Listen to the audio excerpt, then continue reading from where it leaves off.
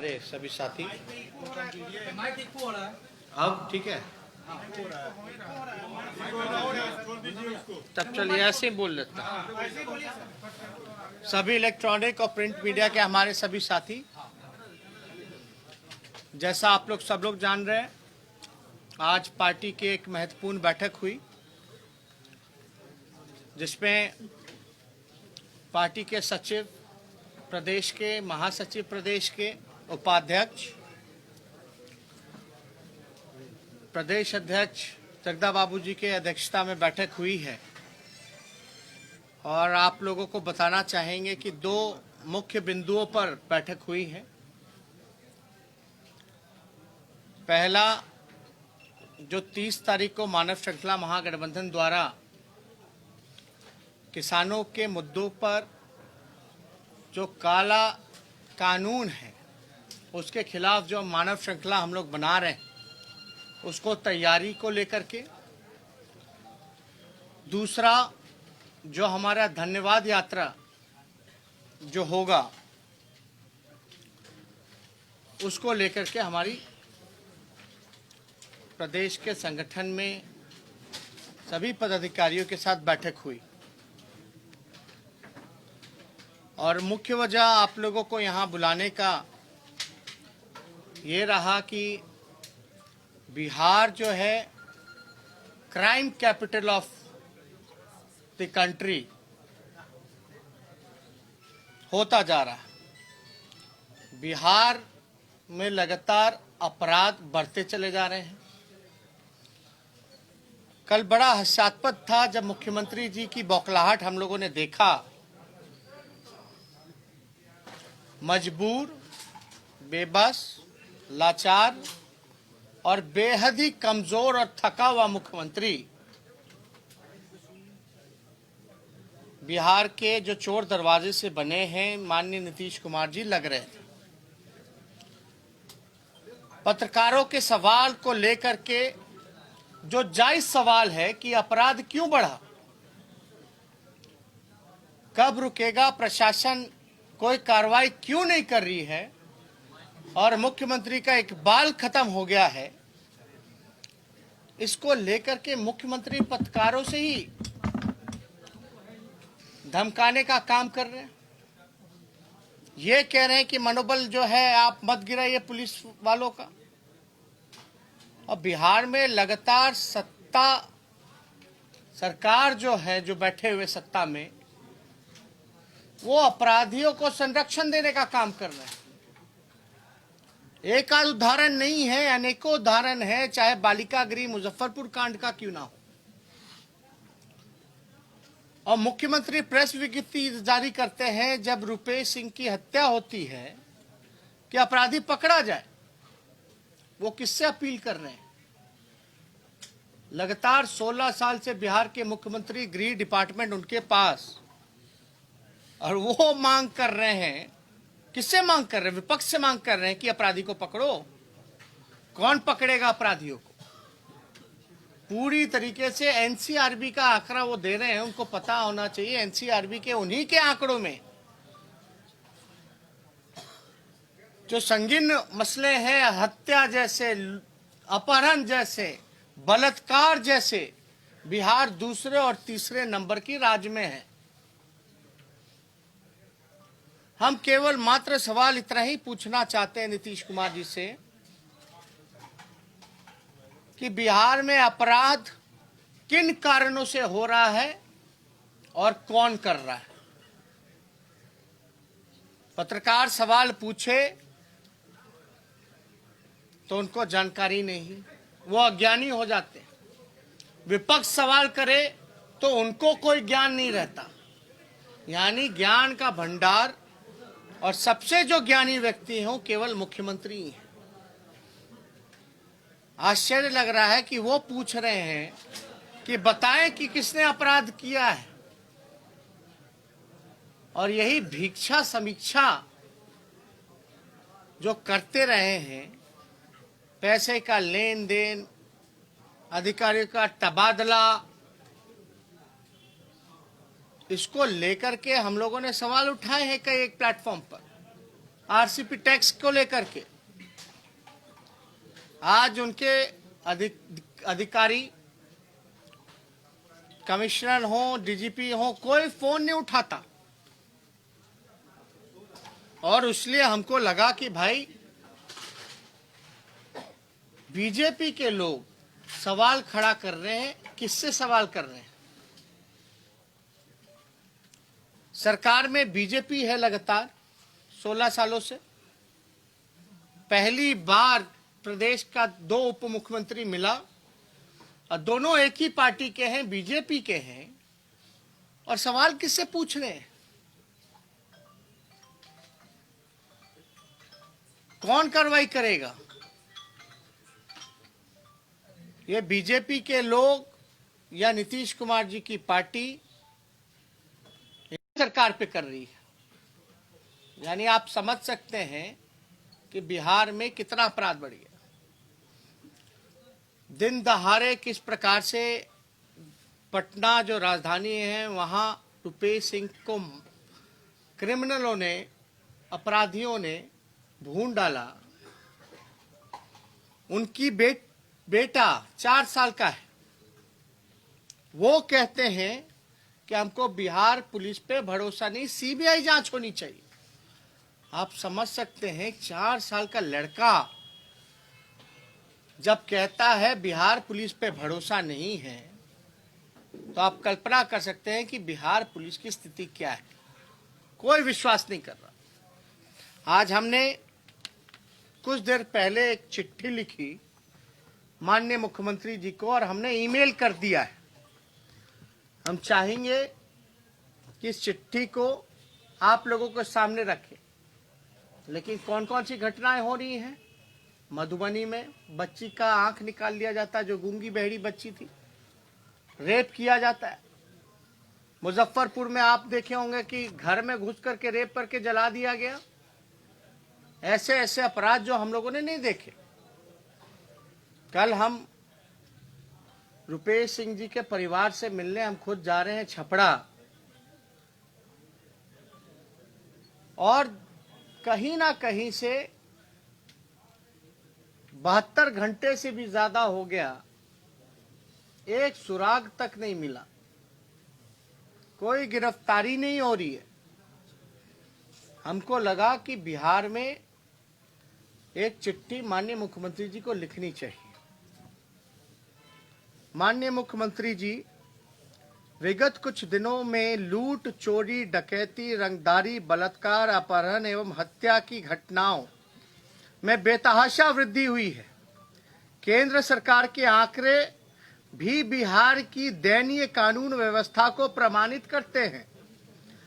चर्चित आपराधिक घटनाओं तो सुर्खियां बनती हैं, परंतु जिला मुख्यालय सहित पंचायत स्तर पर प्रतिदिन अनगिनत हत्या, बलात्कार जैसी घटनाओं का तो जिक्र तक भी नहीं होता है। दुर्भाग्यपूर्ण है कि आप जितनी ऊर्जा एवं समय दशकों पुरानी इतिहास खोदने में जाया करते हैं, अगर उसका अंश मात्र भी तत्परता से विधि व्यवस्था को सुदृढ़ करने में निवेश करते तो कुछ सकारात्मक परिणाम दिखाई देता। आप अपने प्रशासन को जवाबदेह बनाने की बजाय सारा ठीकरा इतिहास पर फोड़ते हैं। बिहार का आम आवाम कह रहा है कि आपके 15 वर्ष के कुशासन से कहीं ज्यादा सुनहरा अतीत था। आपके अधीन गृह विभाग तो अपराध सृजन का मुख्य केंद्र है। सत्ता संपोषित और संरक्षित अपराधी आपके ताज को शोभा बढ़ा रहे हैं। प्रशासन में आप, आम आदमी की क्या जनप्रतिनिधियों की भी कहीं कोई सुनवाई नहीं होती। आपके अधिकारी फोन तक नहीं उठाते हैं। आपके चितवन पर बेबसी, लाचारी और थकान स्पष्ट परिलक्षित हो रही है। आपके वरिष्ठ गठबंधन सहयोगी ही आपकी कार्य क्षमता, कार्यकुशलता और संवेदनशीलता पर प्रश्न चिन्ह लगा रहे हैं। कानून अपना काम कर रहा है। हम ना किसी को फंसाते हैं ना बचाते हैं। जैसे कालग्रस्त जुमलों से अब काम नहीं चलेगा। अपराध मुक्त बिहार बनाने के लिए विपक्ष सरकार को हर तरह से सकारात्मक सहयोग प्रदान करने के लिए तैयार है। आप बिहार में आई हत्या, लूट, बलात्कार, अपहरण की सुनामी को रोक आम जन को बचाइए। माना कि आप थर्ड ग्रेड की पार्टी के नेता होने के बावजूद बकौल आपके जबरन मुख्यमंत्री हैं, लेकिन आप अपनी संवैधानिक जिम्मेवारियों से नहीं भाग सकते। बिन मांगे सुझाव है कि आप पूर्वग्रह, समीकरण और पदों की नीलामी त्याग कर कर्मठ, जुझारू और योग्य अधिकारियों को पदस्थापन कीजिए। अंततः राजहित में आपसे पूर्ण विनम्र आग्रह है कि निष्पक्षता एवं प्राथमिकता के आधार पर विधि व्यवस्था को सुदृढ़ कर राज्यवासियों को भय मुक्त करें, अन्यथा बिहार की जनता आपको कभी भी माफ नहीं करेगी एवं इतिहास के फुटनोट में भी जगह नहीं मिल पाएगी। ये चिट्ठी हमने कुछ देर पहले मेल किया। मौजूदा एनडीए सरकार डबल इंजन की सरकार तो ट्रबल इंजन में बदल गई, लेकिन अब बिहार अपराध नहीं सहेगा। बिहार को भय मुक्त बनाना है और सरकार लगातार अपराधियों का संरक्षण कर रहे हैं। मुख्यमंत्री थके हुए हैं, उनसे बिहार संभल नहीं रहा, गृह डिपार्टमेंट नहीं संभल रहा। ये उनके खुद के सहयोगी सवाल उठा रहे। 4 साल का बेटा वो बिहार पुलिस पे विश्वास नहीं कर रहा। तो आप समझ सकते हैं कि क्या स्थिति बिहार में महाजंगल राज कायम हो चुका है। और महाजंगल राज का महाराजा कौन है, ये किसी से छिपा नहीं। हमारा साफ तौर पे चुनौती है, 1 महीना में अगर अपराध कंट्रोल में नहीं आया तो हम अपने सारे महागठबंधन विधायकों के साथ दिल्ली कूच करेंगे और राष्ट्रपति से मिलकर के राज्य सरकार की शिकायत और व्यवस्था जो ग्राउंड हकीकत है उसको राष्ट्रपति के सामने हम लोग रखेंगे। और हमें पूरा उम्मीद है कि मुख्यमंत्री हमारे चिट्ठी का जवाब दे ना दे, लेकिन जो बिन मांगा जो हमारा सलाह है उस पर जरूर अमल करेंगे। और हकीकत क्या है सब लोग जान रहे हैं। अब तक दुर्भाग्यपूर्ण है कि इतनी बड़ी घटना का अंजाम अपराधियों ने दे दिया है और अब तक कोई ठोस कारण निकल करके नहीं आया। मेरा तो सीधा एक ही मात्र सवाल है, बिहार में क्यों हो रहा है, कौन कर रहा है अपराध? क्या मुख्यमंत्री की इतनी जिम्मेवारी नहीं बनती, नैतिक जिम्मेवारी नहीं बनती कि इन प्रश्नों का जवाब दे?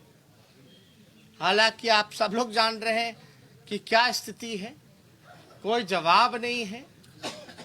और एक मात्र छोटे एक पत्रकार के सवाल से, छोटा सा सवाल जो पूरा एक पत्रकार नहीं पूरा बिहार पूछ रहा है मुख्यमंत्री से, उसमें इस तरह की बौखलाहट दर्शाता है कि बिहार को एक थका हुआ, बेबस और कमजोर मुख्यमंत्री बिहार पे थोपा गया है। तो और कोई आप लोगों का सवाल होगा तो पूछ सकते हैं। आज से वैक्सीनेशन की शुरुआत कर दी गई थी, क्या आप भी टीका लेंगे? अभी तो फ्रंट लाइनर्स को लेने दीजिए ना। फ्रंट लाइनर्स में आप लोग भी हैं, आप ही लोगों के बाद ना हम। तो होना ना चाहिए। जेडीयू ने मांग की है कि संसद में और हर राज्य में जो विधानसभा और विधान परिषद के जो सदस्य हैं उनके साथ जो वहां पर काम करने वाले लोग हैं उनको वैक्सीनेट किया जाए ताकि जो सदन है वो सही तरीके से चल पाए। जेडीयू ने मांग की है। सदन को लेकर के तो हमारी एक अहम मांग है, वैक्सीनेशन ढंग से तभी हो पाएगा जब सदन चलेगा, जब जनप्रतिनिधि जो हैं अपने विधानसभा क्षेत्रों की हालात हकीकत जो है सदन पे रखेंगे और सरकार उससे अवगत होगा, क्रॉस एंड चेक होगा। लेकिन सरकार तो चलाना ही नहीं चाहती, सदन ही को खत्म करना चाहती है। कभी आप लोगों ने इतिहास में देखा बजट सत्र जो है 2-3 दिनों का हो? बजट सत्र सबसे अहम सत्र होता है, इसको सरकार जो है खत्म करना चाहती है। ये कहीं से भी उचित नहीं है जब चुनाव हो सकता है। अच्छा, एक सवाल मुझे बता, इसमें वैक्सीनेशन में एमएलए क्या करेगा? इंजेक्शन वैक्सीन तो वो नहीं देने वाला है। हाँ, लेकिन विधायक अपना काम जरूर कर सकता है, सदन अगर रहे तो वो हकीकत जो है अपने क्षेत्रों का जो समस्या है वो जरूर सभा में, विधानसभा में बता सकता है, जिससे सरकार अवगत भी हो। कई बार आप लोगों ने देखा हो ना, कोरोना टाइम में मुख्यमंत्री ने भाषण दे दिया कि भाई मास्क मत लगाओ, बोला था कि नहीं बोला था? अब फिर बाद में बोलते हो तो अधिकारी ने बोला तो बोल दी, तो फिर वही धंधा चलेगा। तो इसलिए हम चाहते हैं विधानसभा चले, सही आंकड़े सामने आएंगे, कहां किसको कितना वैक्सीनेशन लग रहा है नहीं लग रहा है। इसलिए चाहते हैं कि विधानसभा सत्र भी जो है ट्रेडिशनल वे में परंपरागत तरीके से चले। नहीं, धन्यवाद यात्रा तो करना ही है, हम तो खाली नोटिफिकेशन का इंतजार कर रहे हैं विधानसभा। एक बार डेटवा सामने आ जाए, आते ही उसके अगले दिन आप लोगों को अपना तारीख जो है धन्यवाद यात्रा का बता दिया जाए। फेसबुक लाइव किया था, उसमें मंत्री के बारे में कह रहा था कि मंत्री और देखिए क्यों नहीं पकड़ा जा रहा, कई ऐसे मामले हैं। खेमका मर्डर केस आपको पता होगा जो हाजीपुर में, अभी 2 गुप्ता ब्रदर्स को उठा लिया गया, अपहरण हो गया, लेकिन कोई नतीजा नहीं आया। बालिका गृह में, सृजन घोटाले में, कई बड़े बड़े जगह पे गोपालगंज ट्रिपल मर्डर केस में कहीं ना कहीं से बड़े बड़े लोगों का इन्वॉल्वमेंट था। तो 72 घंटा से भी ज्यादा हो गया, तो ये ऐसा लग रहा कि इसमें कहीं बड़े बड़े लोगों का हाथ या इनके मंत्रियों का तो हाथ नहीं है। ये तो जांच ही बताएगा, या कहीं दबाया जा रहा हो, छिपाया जा रहा हो, कहीं बड़े लोगों का इन्वॉल्वमेंट हो। वैसे तो सोशल मीडिया पे तरह तरह की बातें चलती रहती हैं, लेकिन संदेह तो यही होगा ना कि कोई गिरफ्तारी नहीं हो रही, कोई सुराग नहीं मिल रहा, कहीं बड़े लोगों की इन्वॉल्वमेंट तो ना हो। इसलिए हम लोगों ने मुख्यमंत्री का ये कहना कि अपराध कहाँ हो रहा है ये थोड़ी पहले से पता था। मुख्यमंत्री का ये कहना, इसे कैसे देखते हैं? अपराध कहाँ हो रहा है, कैसे हो रहा है? अब देखिए ये हमने तो चिट्ठी में साफ बोला कि कानून अपना काम करेगा, ना बचाते हैं ना फंसाते हैं। ये तो उनका जो है कह सकते हैं पेट डायलॉग है। अब इससे काम नहीं चलने वाला। आप सत्ता में हैं, आपको सब चीजों का जानकारी है, थाना है, हर जगह है, एसपी है, टीम बना रहा है कि क्या है, घटना होने के बाद क्या कार्रवाई की आपने, क्या सुराग निकाला आपने। और सब जगह तो तुरंत जो है कार्रवाई होती है, इम्प्लीमेंट होता है, पकड़े जाते हैं लोग। यहाँ पताल में क्यों घुसा दिया जाता है? यहाँ आप तो देखिएगा ना, आपके पुलिस के पास बड़ा राइफल है अंग्रेजों के जमाने का, और अपराधियों के पास AK-47 है। आज के अपराधी स्कॉर्पियो पे भागते हैं और आपका पुलिस जीप पे धक्का देने चलता है। पेट्रोलिंग हो रही है क्या कहीं? पटना जैसे राजधानी में क्या रात में पेट्रोलिंग होती है ढंग से? आप बेसिक रूटीन वर्क नहीं कर पाते। आपका पुलिस का पूरा सिस्टम खाली कमाई में लगा हुआ है। क्या कार्रवाई?